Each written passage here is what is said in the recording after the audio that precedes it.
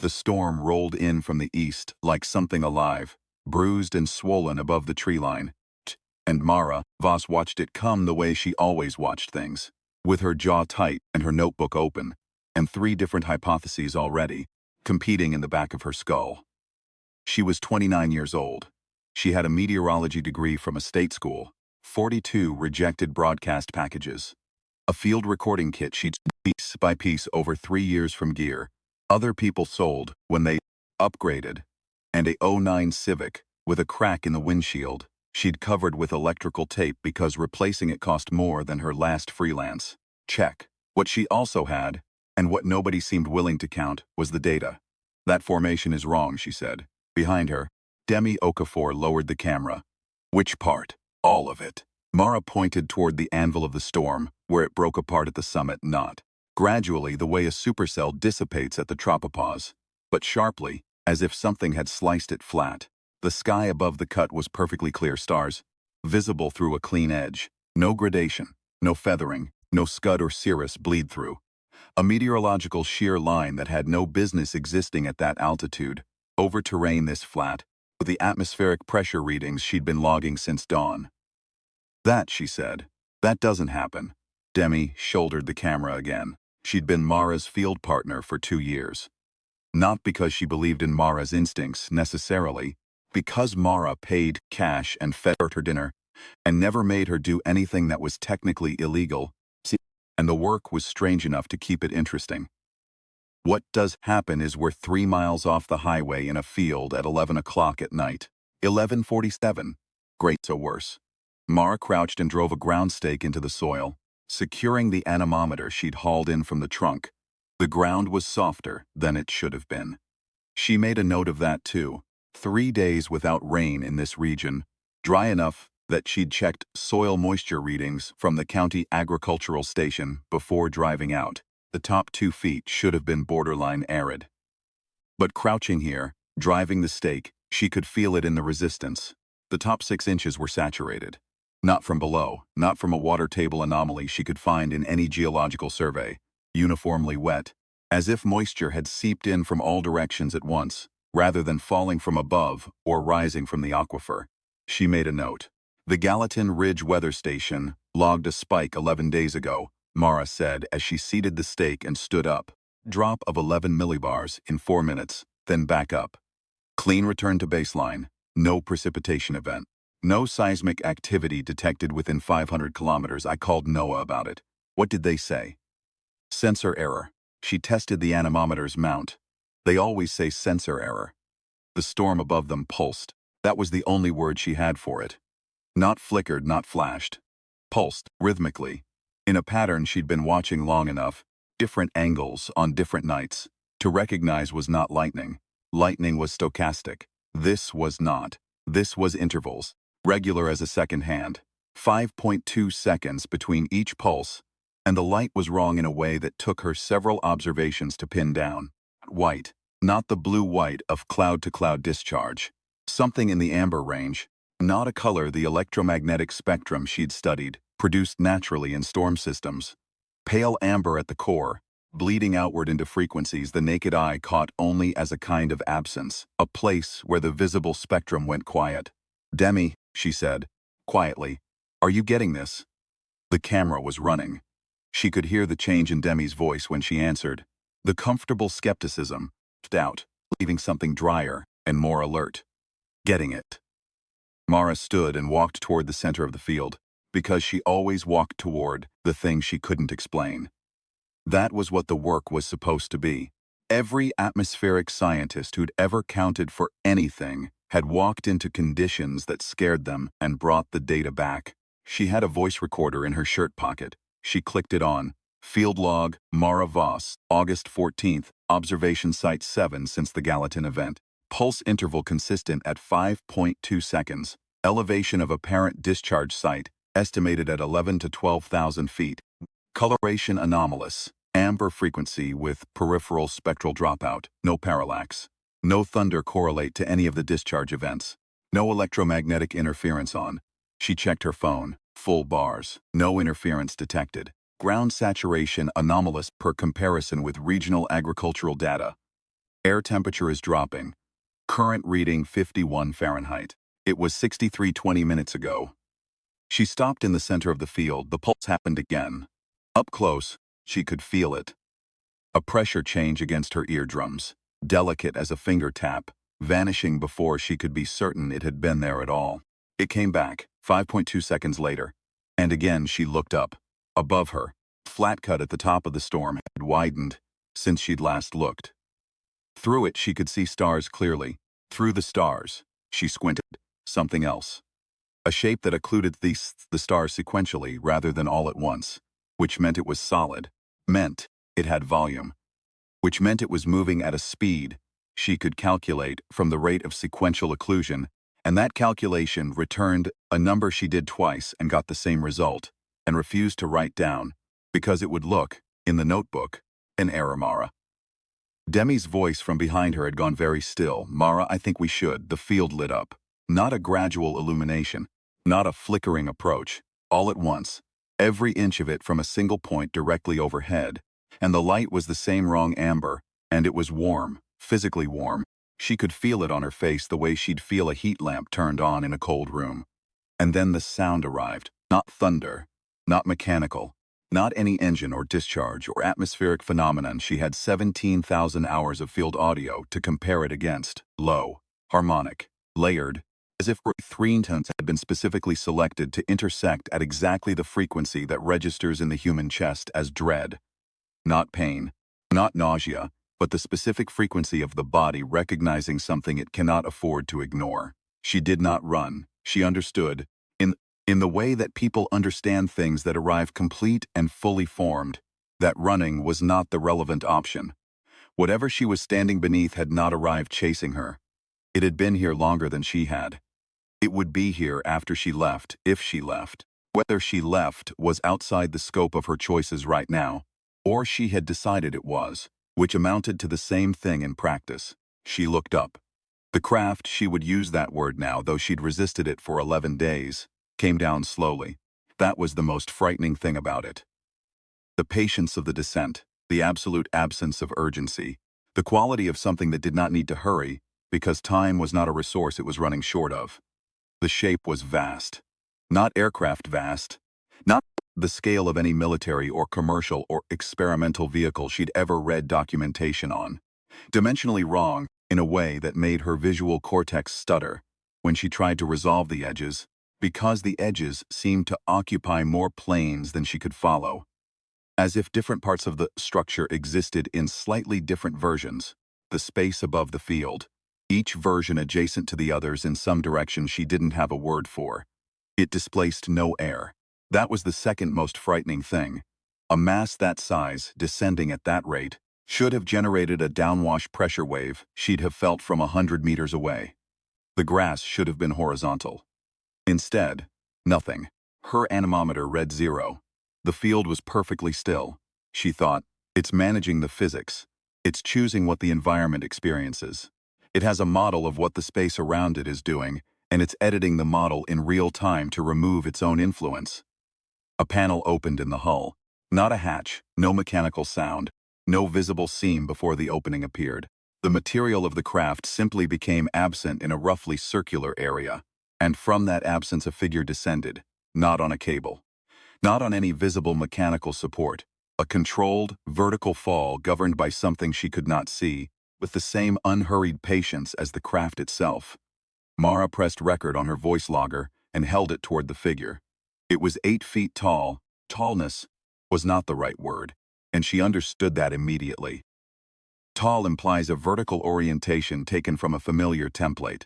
This figure had a vertical orientation that felt provisional, chosen for the current interaction, perhaps, rather than inherent. Its limbs articulated at too many points. And the motion that resulted was not the motion of something constrained, a skeleton, in the way she was, constrained by hers. The head tracked with a lateral range of motion that put what might have been eyes through configurations that no cervical joint she'd studied could achieve. The surface of it was not skin. It was something that shifted, with or without visible cause, between matte black and deep iridescent blue, and the shift depended in a way she couldn't pin down on whether she looked at it directly or from her peripheral vision. Breathed. She could confirm that. The chest expanded and contracted on a cycle she timed at 11 seconds per breath. Slow, controlled, or the appearance of controlled. She chose not to insert certainty to the distinction. It stopped descending 4 feet from her. Pressure against her eardrums changed. Not painful, present. "My name is Mara Voss," she said. Her voice was steady. She noticed that, filed it. "I'm a meteorologist. I study atmospheric phenomena. I was studying yours." It did not respond. The 11-second breath continued. Behind her, Demi had not moved. The camera hummed, lens cycling focus. "I've been watching this site for 11 days, Mara said. Pressure anomalies, ground saturation events, pulse signatures in the lower storm layer. I have all of it documented." She held up the recorder. 17 hours of field audio. Soil samples from 7 locations on this site. Barometric data from 4 stations going back 6 weeks, with the anomaly triangulated to within 40 meters of where I'm standing right now. She looked at it steadily. "I'm standing in the center because I calculated where the center was." The head moved. Not the way a human head moves, with the visible articulation of muscles and the predictable rotation of the atlas joint. It moved the way water moves, choosing a new configuration, and the eye structures. She had decided they were eyes, the dark oblate shapes in the upper portion of the face, rotated toward the recorder in her hand. It looked at the data. That was the moment something shifted in her understanding. Not of its language, not of its origins, not of its intent, of its orientation. Whatever she was standing in front of had looked at the recorder the way she looked at instrument panels, with recognition. The specific quality of attention that moves from indifference to interest when it encounters something it knows how to read. Whatever it was, it understood data collection. It had watched her collect. "You've been monitoring this site for longer than 11 days, she said, the recorder steady in her hand. "The saturation pattern in the soil doesn't match my observation window. The saturation geometry extends back approximately 6 weeks by my calculations. You were generating side effects before I arrived." She looked up at the craft. "You were here before I started watching, and then you watched me watch you." The figure was still. "I don't know what you want," Mara said. "But I can tell you that I haven't told anyone about the readings, and I haven't told anyone about tonight." The Weather Service station that flagged the Gallatin event classified it as sensor error. "There's no active investigation. Nobody official is looking at this site except me." She let that settle for 3 long breaths. "I don't think that's an accident. I think the signatures you've been generating are calibrated to attract a specific type of attention. Specific enough to filter out most people. Specific enough to leave someone with specialized instrumentation and a high tolerance for sleeping in their car in a field at midnight in Missouri." She held the recorder out another inch. "You were calling for someone who wouldn't run. Here I am." The soil beneath her feet lit up. Not a glow from above. Light from under the surface, not from above it, and it spread outward from where she stood in a pattern that took her 4 seconds to identify, and her stomach dropped and then firmed when she did, because what she was seeing was a survey grid. Fine resolution, centric, expanding, a mapping pattern. Precisely the same class of spatial methodology she used when she conducted initial site surveys herself. The figure watched her recognize it. Then it extended a hand. The appendage opened along articulation lines she couldn't entirely follow. In its palm, if palm was right, was something small, irregular, the color of old bone. But it held it toward her, the way a person holds something they want another person to take. And she understood with absolute clarity that this was the deliberate endpoint of everything that had preceded it. She took it. It was warm. Warmer than the ambient air. Warmer than a stone could be from contact with a body she had no thermal model for. And when her fingers closed around it, she felt a change. Not in her body, not in any way she could point to physiologically, but in the field. The survey lines in the soil reoriented. Focused. All of them pointing inward toward the center of the site where she stood, as if the mapping apparatus hadn't been reading the terrain at all. As if it had been configured to read for something the terrain didn't have until this moment. "You needed a carrier," she said, the 11-second breath. "Something to take the signal wherever you needed it to go. something with the right instrumentation to understand what to do with it when it got there. She looked at the thing in her hand. It had begun to pulse. Not at 5.2 seconds, faster, and the interval was sinking to something she couldn't hear, but could feel in the middle of her chest, her heartbeat. It was reading her heartbeat and matching it. This is a beacon. The figure ascended, patiently, without hurry. The same controlled withdrawal, up into the absence that had opened in the hull, and the absence closed, and the craft rose through the sheer line it had created in the storm and continued up through the clear sky above, until it was not visible, and the storm above dispersed. Not slowly, not the way fronts move, but instantly, as if the atmosphere had simply decided to have been clear all along. The field was dark and quiet and full of stars. Demi lowered the camera. Neither of them spoke for a long time. The anemometer, unasked, began to log a zero-wind reading. Mara listened to it spin uselessly and thought about all the things that weren't there to measure. Then Demi said, "Mara, yeah, that's on the camera. Yeah, all of it. Yeah." She looked at the thing in her palm, still warm, pulsing at the frequency of her heartbeat. Come down now, to something slower and more, even than she would have predicted, given the previous 20 minutes. "What is that thing in your hand?" Demi said. "I think it's an instrument." She closed her fingers around it carefully. "I think the whole fetus was an instrument. All of it, the storm signatures, the soil saturation, the pulse intervals. 11 days of generated side effects. It was all screening, calibrating for a specific kind of attention. They've been figuring out if we're the kind of thing worth talking to." She paused. "And then they handed one of us a tool, or it's a bomb." "It's not a bomb. You're very confident about that." "A bomb doesn't pulse at your heartbeat. A bomb doesn't need to know you're listening." Mara held it up in the starlight. The pulse was steady. "Patient, this wants me to understand what it is. That's not what weapons want." She put it in her jacket pocket, pulled the anemometer stake from the soil, and walked back to the car. The crack in her windshield had vanished. The electrical tape was still there, stuck to nothing. She stood in the dark for a moment looking at it. Then she got in the car. She drove. 3 hours later, outside a gas station in Rolla, Missouri, she was crouched under the fluorescent overhang, with her laptop open on the hood, uploading the field audio to 3 separate backup locations. Because that was what you did. You collected, you backed up. You didn't lose the data. The beacon pulsed against her ribs through the jacket fabric. She thought about who to call.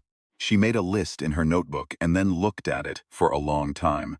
She crossed off every government contact, every institutional affiliation, every official channel.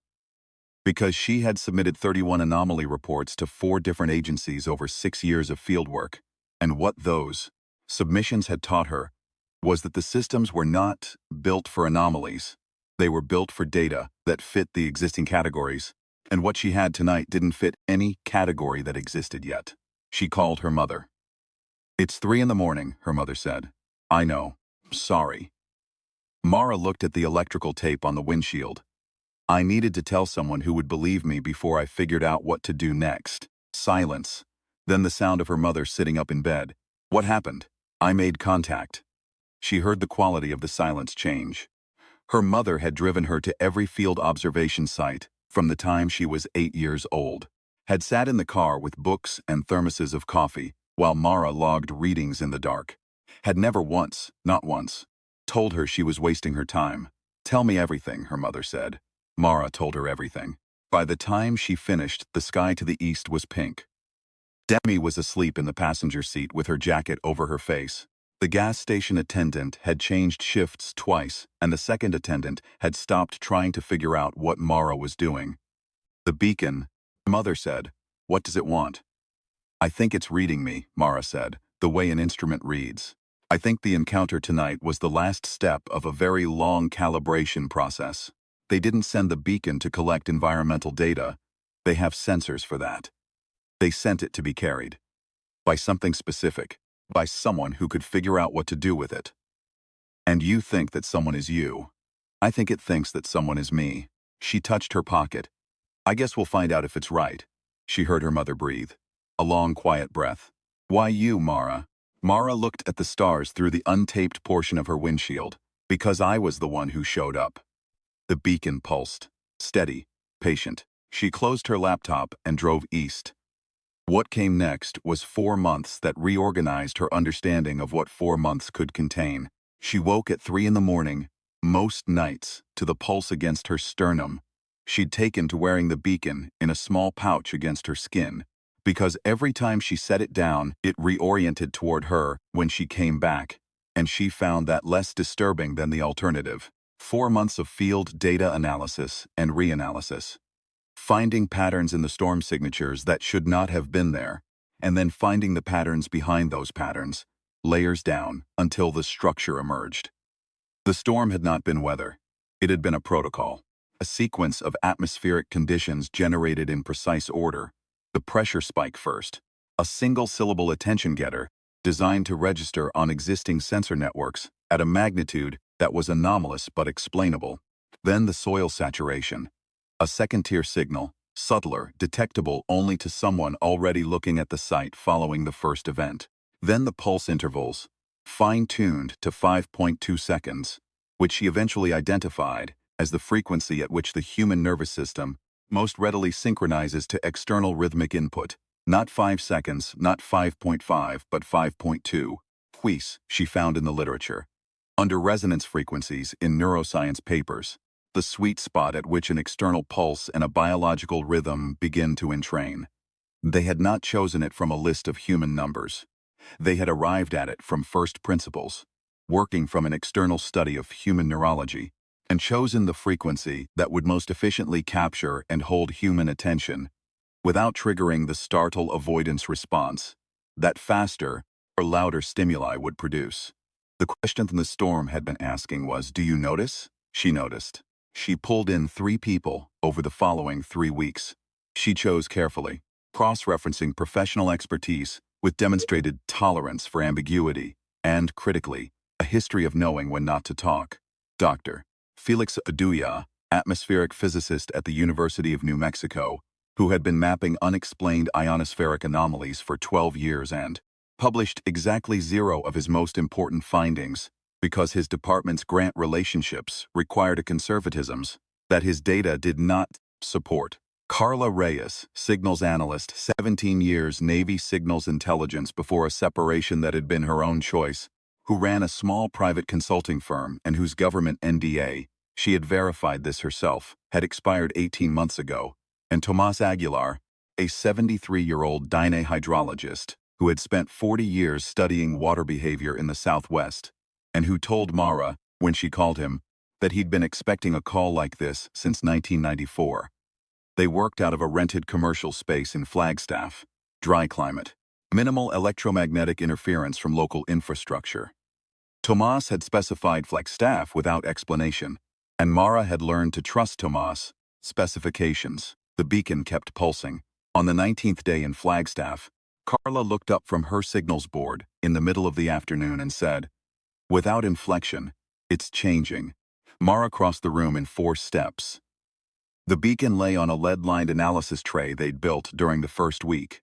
Its pulse interval had shifted, no longer synced to Mara's heartbeat exclusively, but running a sequence of intervals, and the sequence had structure. 7 distinct values, cycling, not random. Base 7, Felix said from over her shoulder. He'd been staring at the waveform output for 40 seconds. 7 distinct interval values, not binary, not base 10, not 12 or 16, 7. He looked at Mara. That's not a number humans default to. It's not a computation-efficient base. They didn't choose it to make translation easier for us. They chose it because that's what they use. Can we decode it? Mara said. Felix exhaled. Carla didn't look up from her board. We're going to need to build a new mathematical framework, Carla said. At minimum, a new branch of signal analysis. Minimum. Tomas, Mara said. Tomas, at the corner hot plate with his thermos, did not turn immediately. He poured, he took a sip. Then he turned and looked at the beacon on the tray. My grandfather, he said, was one of the first Navajo code talkers in the Second World War. He used to say the hardest part of learning the code wasn't the code. The hardest part was trusting that whatever you were transmitting was worth the risk of transmitting it. He looked at Mara. How long do you need to trust that? She looked at the beacon. She thought about the figure in the field, 8 feet tall and entirely unhurried, and the way it had extended its hand and waited. Not reached, not gestured, waited, for her to choose to take the thing it held.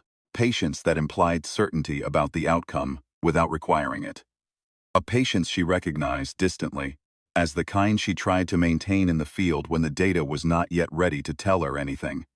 "I already trust it," she said. "Start building." They built. The mathematics took 6 weeks and covered 4 large whiteboards completely and required a degree of cross-disciplinary synthesis between atmospheric physics, signals analysis, and hydrology that had never existed in any formal academic context.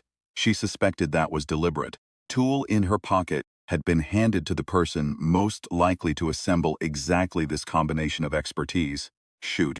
And the people she'd assembled were finding that their separate specializations were not simply complementary, but structurally necessary to each other. That without the hydrology background, the signal periodicity made no sense.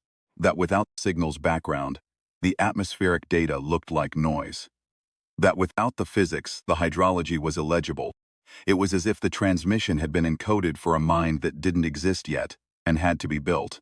On the 42nd day, Carla decoded the first tier. It was a map, not a geological map, not a map of Earth's surface or its electromagnetic signature or its orbital characteristics. A map of human cognitive architecture, specifically the aspects of human cognition that the entities on the other end of the beacon had, in the course of their survey, identified as anomalous. Felix read the rendered translation from the whiteboard and was quiet for a long time. Then, "They're not studying the planet," he said. "They've been studying us, and they found something they didn't expect." "Narrative," Mara said. She was reading the same translation. "They didn't expect narrative." The map outlined it in its base 7 structure, the human tendency to impose sequence on experience. To find pattern, to construct cause and effect, to make stories out of events that had no inherent story in them. Every other intelligence the beacon's senders had catalogued, and the survey, as they decoded it, indicated they had catalogued many, across timescales that made Mara's hands go cold when she looked at them. Processed, reality statistically, probabilistically. A thing happened, and other things were assigned likelihood values based on that occurrence, and the intelligence moved through the universe in a constant state of Bayesian updating, clean, efficient, responsive, entirely ungoverned by the need to make any of it mean something. Humans made it mean something. Every time, without exception, even when the meaning was wrong, even when the narrative was destructive to the organism constructing it, even when the story being told about events actively prevented accurate response to those events. Humans told the story, built it, embellished it, shared it, fought about it, revised it, passed it to their children encoded in language and song and image and gesture, let it determine what they paid attention to, and what they dismissed, and who they loved, and what they died to protect. No other species in the survey record had done this. In what the translation matrix rendered as something between 1 billion and 2 billion years of cataloging thinking things, not once had any other intelligence been found to make meaning out of events that had no inherent meaning. They had found intelligence frequently. The survey was extensive. They had found tool use, communication, social organization, cooperation, problem-solving of complexity that dwarfed anything in the human record. They had never found a species that grieved, that sang, that preserved accounts of experiences that were over, at metabolic and social cost. Not because the preservation aided survival, but because something in the organism that had the experience demanded that the experience be witnessed. They found art, Tomas said. He was at the whiteboard reading slowly. His voice was the quietest it had ever been in the 6 weeks she'd known him. They found art, he said again, and they don't have a framework for it.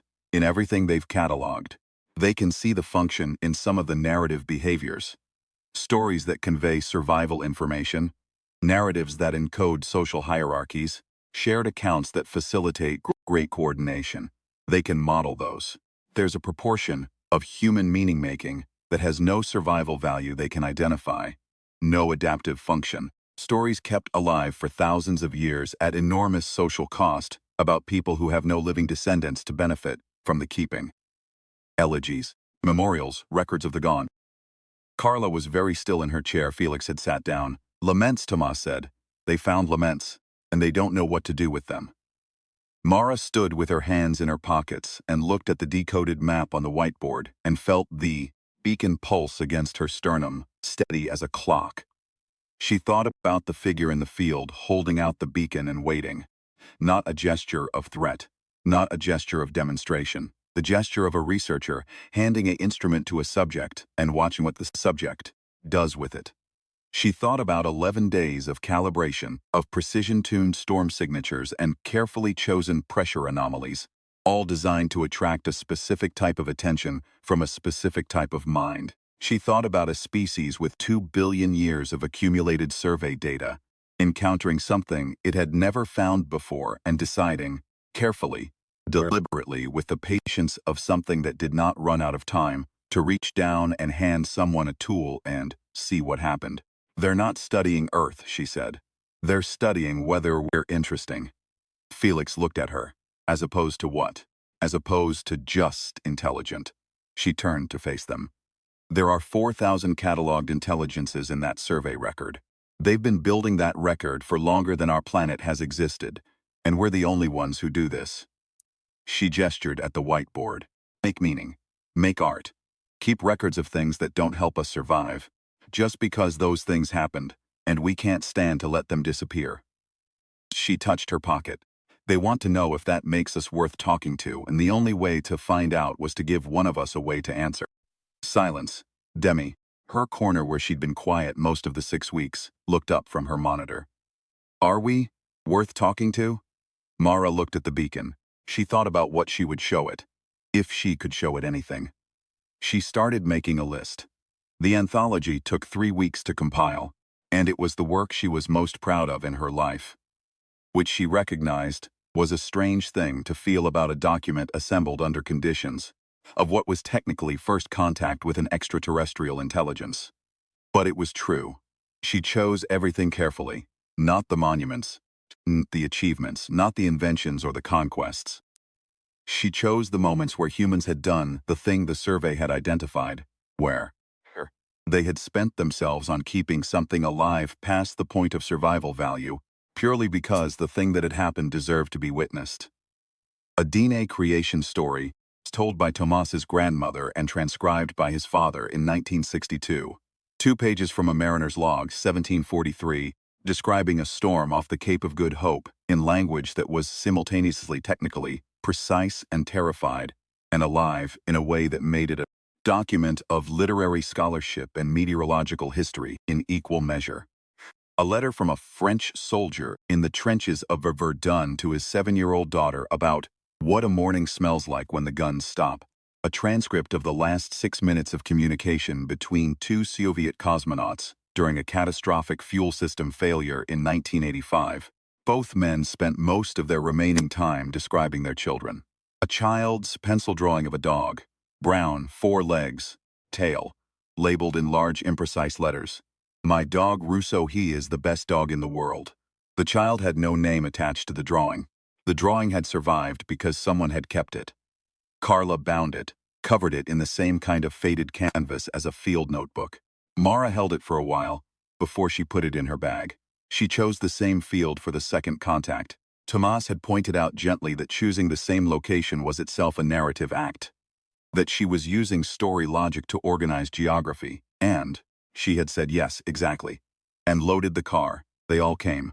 Felix with his ionospheric array now miniaturized into a portable unit he'd spent 4 weeks building. Carla with signals equipment that could decode base 7 transmissions in something approaching real time. Tomas with his thermos. Demi with the camera, because someone had to keep the record. And Mara with the beacon held open in her hand, aimed at the sky. Storm built in 40 minutes. Faster than the first time. The pulse began at 5.2 seconds, and then, within 3 minutes, began running the new sequence. The base 7 transmission she'd been receiving for 6 weeks, now reflected back from above, craft systems reading the beacon's output and answering. It was a conversation. She was in the middle of it. The craft descended. The same patient, absolute, unhurried descent. The same figure. It stood before her at 4 feet and conducted its lateral survey of the group. Felix, Carla, Tomas, Demi, pausing at each face with the same quality of attention she'd felt in the field in August, not cataloging, not threat assessing. Reading. When it reached Tomas, it paused longer than it had at the others, and Tomas looked back at it without changing his expression. The way he looked at the sky on the mornings, when he arrived before everyone else and stood outside with his coffee and didn't say anything. Then the figure's gaze returned to Mara. She held out the beacon. The pulse against her palm had changed the moment it arrived. Running faster, the pattern more complex, and the translation matrix in Carla's earpiece had already started parsing. Mara could feel the new sequence before Carla confirmed it. She'd spent 4 months learning to trust that. "We decoded the transmission," she said. "We know about the survey. We know what you found when you mapped how we think." She kept the sequence steady. "We know you found something you didn't have a framework for, something no other species in your record does." She looked at its face. "We know you found that we keep things alive after they're gone. We wanted to show you what that looks like." She reached into her bag and took out the anthology. It was a small thing, physically, 200 pages, canvas cover, handbound. She held it out. It looked, next to the figure, like something a child had made. The figure looked at it. Mara had spent time, in the 3 weeks of compilation, thinking about this moment. She had considered the possibility that an intelligence with no concept of narrative would look at a bound collection of printed paper and see exactly that, paper, physical matter, a material artifact without referent, that it would miss the point entirely, and she would have no way to indicate the point, and the encounter would fail on this precise hinge. She had prepared for that. She hadn't resolved it. She didn't need to. The figure took the book. It opened it. Not at the beginning. At the Verdun letter, which was toward the middle of the anthology. She had never been able to account for why it opened there. She thought about that for years afterward. It held the pages in its articulated hands, and its eyes moved across the text. Not the way a human eye moves, not the saccadic jumps of a reader following a line, but slowly, dwelling, in a pattern she could not map to any reading behavior she knew. And she watched something happen in its face that she did not have a word for and fused to misname. Not joy, not surprise, not recognition, something prior to all three. The expression of a mind encountering a door it had not known was there. It read the letter twice. Then it looked up at her. "You spend resources on this," it said. The voice came from everywhere and nowhere simultaneously, and it was not a voice designed for the frequencies of human speech. She could hear the construction in it, communication system being repurposed in real time. The way a program runs in an interface it was not written for, functional but slightly wrong at the edges. But the words were precise. It had been listening for 4 months too. "Yes," she said. "The event recorded is past. The individual who experienced the event is past. The recipient of the document is past. The information encoded has no immediate survival application for your current population." It looked at the letter, at the soldier's careful handwriting, the part about the smell of cold mud in the morning when the gun stopped. "You preserve it regardless." "Yes." "Why?" She had asked herself that question 300 times in 4 months. She had read about it, argued with Felix about it, sat with Tomas on the mornings, when he arrived early, and let him talk about stories, and why his people had kept telling them across centuries that should have made keeping anything impossible. She had the honest answer. Not the complete one.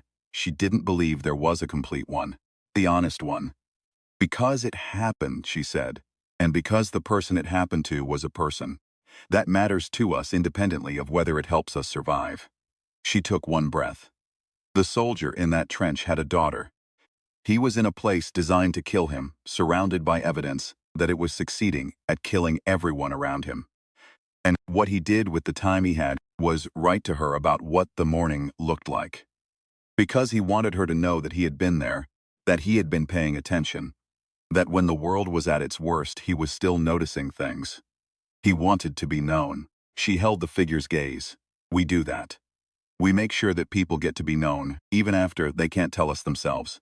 Even when it costs us. Especially when it costs us. We can't stop doing it. It's structural." The figure was still. "Structural," it said. "We tried sometimes, historically, to stop.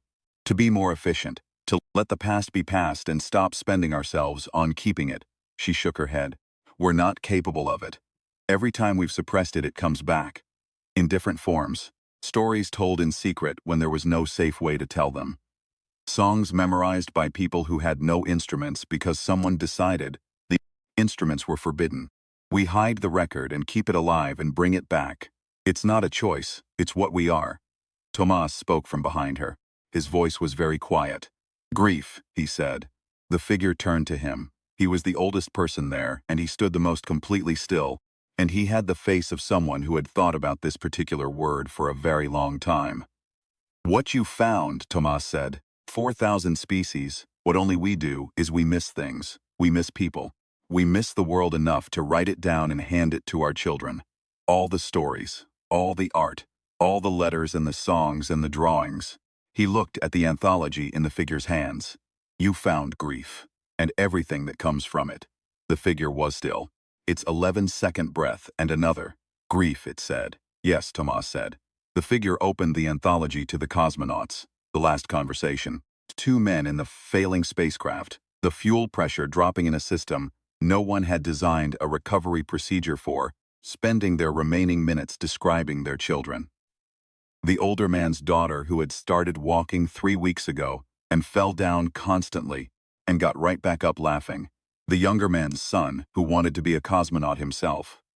The last words in the transcript, which were not technical and not requests for rescue, and were not addressed to mission control. They were addressed to each other, and they were about the smell of rain on hot pavement in the street outside the older man's apartment building in Moscow, where they used to sit on summer evenings. The figure read it slowly. When it looked up, it did not speak immediately. 2 full breathing cycles. Then, we have transmitted your existence to the survey network, to the catalog of what we have encountered. It moved its gaze across each of them in the long, slow sweep she'd come to understand as its form of acknowledgement. Felix, Carla, Tomas, Demi, back to Mara. You will be in the record. She understood what it was saying. A civilization that had catalogued 4,000 thinking species across geological time, that had accumulated a record of influence in this galaxy, that was older than the planet she was standing on, had just added humanity to that record. Not because humans were dangerous, not because they were technologically sophisticated, not because they could project force or solve equations or build structures visible from space. Because a child had made a drawing of a dog and someone had kept it. Because a soldier had written to his daughter about the smell of a morning. Because 2 men dying in space had chosen to use their last minutes to tell each other about rain. Because humanity missed things and could not stop saying so. Thank you, she said. The beacon will continue to transmit your acknowledgement to the network. Survey of your kind continues. We will return. I'll be here, Mara said. We know. And she had the absolute clarity, from the tilt of its head and the quality of its stillness. The same patience she had read in the field in August as the absence of urgency. That this was not a surveillance statement. It was not we know where you are. It was we know you will show up. We have read you long enough to understand that when something is happening that needs a witness, you come. The figure ascended. The craft rose. The storm dissolved. Mara stood in the field in the clear December dawn, with the anthology in her hands and a beacon against her ribs and 4 people, behind her, who had built a new branch of mathematics together and kept it quiet, and she thought about the soldier in the trench, and the cosmonauts in the failing spacecraft, and the child who had labeled a drawing of a dog, with the word best because no other word was sufficient. She thought about her mother sitting up in a dark bedroom at 3 in the morning because someone needed to be told. She clicked on her recorder. Field log Mara Voss, December 19th, follow-up observation at Site 7. Second contact confirmed. Communication successful. Translation of beacon transmission complete. Nature of survey. Confirmed ongoing. She paused. The recorder ran. She had learned to let pauses run. They found us interesting, she said, into the recorder, for the record. For the record. She pocketed the recorder. The sun arrived fully then, clear and cold in winter gold, and the field lit up the way fields do, quietly, as if it had been waiting for permission. The trees at the edge went gold. For a moment, the 4 people behind her were gold too. Demi with her camera, Carla with her signals board under her arm, Felix, already writing something in his notebook, with the focused intensity of a man who has just understood something he's been trying to formulate. 12 years, Tomas, looking at the sky with his thermos and his patience, with the face of someone who has been keeping a vigil for a long time and has just seen what he was keeping it for. Mara felt the beacon pulse against her sternum. Slower now than it had ever been, not urgent, not signaling, resting if an instrument could rest. The way a barometer rests when the pressure stabilizes, and the storm has passed, and the reading is good and true. And there is nothing further to report except that the atmosphere is, for what it should be, she thought. Someone has to notice. Someone has to show up, she thought. That's what we're for. She drove home. She called her mother. She told her everything, the way she would always tell her, because that was the oldest human technology and the one that mattered most. The telling. The handing of the experience from one person to another across the gap of not having been there. You were not in the trench, but here is what it smelled like.